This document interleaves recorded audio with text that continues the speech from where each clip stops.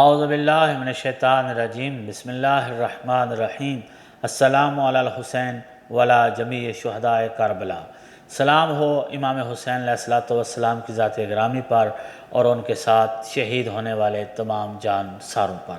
امام حسین علیہ السلام مومنین 2 محرم الحرام کو کربلا میں پہنچے۔ کون سا دن تھا؟ اس میں مقاتل میں 2 روایتیں آئی ہیں۔ کچھ لکھتے ہیں بدھ کا دن تھا اور کچھ لکھتے ہیں جمعرات کا دن تھا۔ جو جمعرات کا دن لکھتے ہیں وہ زیادہ قریب ہے۔ 2 محرم کو اگر جمعرات کے دن پہنچیں تو عاشور جمعہ کے دن بنتی ہے، جو بعض مقاتل نے لکھا ہے کہ 10 محرم الحرام جمعہ کا دن تھا۔ اس حساب سے پھر امام حسین علیہ السلام جمعرات کے دن 2 محرم کو کربلا پہنچے۔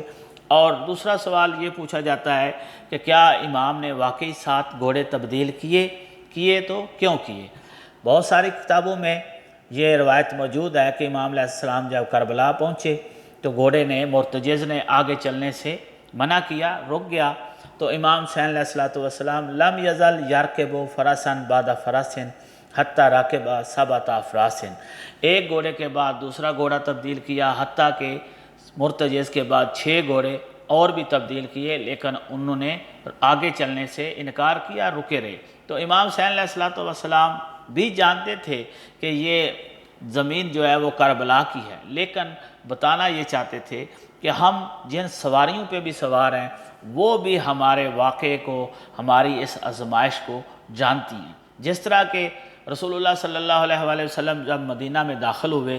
تو بہت سارے لوگ آگے استقبال کے لیے، کوئی کہتا تھا میرے گھر تشریف لے آئیں، کوئی کہتا تھا میرے گھر تشریف لے آئیں۔ ناکہ کی لجام پکڑنے کے لیے بتاب ہو رہے تھے، تب رسول اللہ صلی اللہ علیہ وآلہ وسلم نے فرمایا خلوا سبیلہا، اس کا راستہ چھوڑ دو، فإنہا معمورۃ، یہ جانتی ہے کہ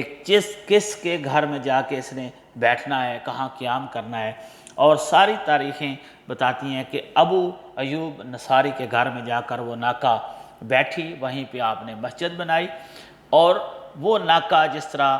یہ سارا معاملہ جانتی تھی کہ کہاں بیٹھنا ہے، اسی طرح امام حسین علیہ السلام کے گھوڑے اور سواریاں بھی جانتی تھیں کہ کہاں بیٹھنا ہے، لیکن بتانا مقصود تھا کہ یہ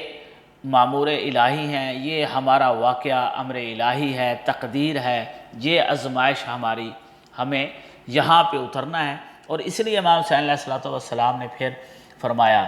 ہاں ہونا واللہ سفک دماؤنا، یہاں ہمارا خون بہایا جائے گا، وہاں ہونا واللہ ہوتے کا حریم ہونا، یہاں ہمارے اہل حرم کو لوٹا جائے گا، وہاں ہونا واللہ قتل رجالنا، اور یہاں ہمارے مرد شہید ہوں گے، وہاں ہونا واللہ ذبح اطفالنا، اور اسی جگہ پر ہمارے بچے ذبح کیے جائیں گے، وہاں ہونا واللہ تزار و قبورنا، اور اسی جگہ پہ ہمارے مراقد بنیں گے، قبریں بنیں گی اور جن کی زیارت کی جائے گی، وَبِهَٰذِهِ التُّرْبَةِ وَعَدَنِي جَدِّ رسول اللہ، اور اسی مٹی کا میرے نانا رسول نے مجھ سے وعدہ کیا ہے، اور اس کا نام کربلا ہے۔